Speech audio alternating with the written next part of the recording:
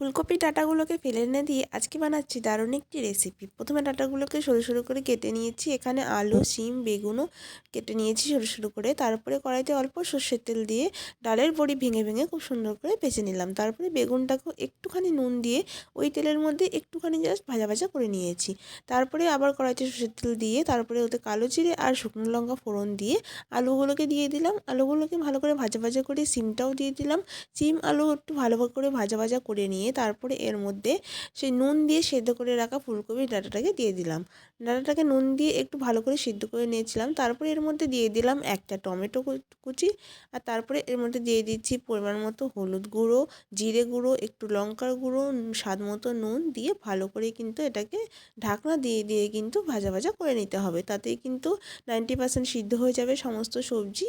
তো দেখো ঢাকনা দিয়ে ভালো করে আমি ভাজা ভাজা করে নিয়েছি। এবারে এর মধ্যে বেগুন আর বড়িটাও দিয়ে দিলাম। তারপরে এর মধ্যে আমি সর্ষে, পোস্ত আর একটা কাঁচা লঙ্কা ভালো করে বেটে রেখেছিলাম সেটাও দিয়ে দিলাম।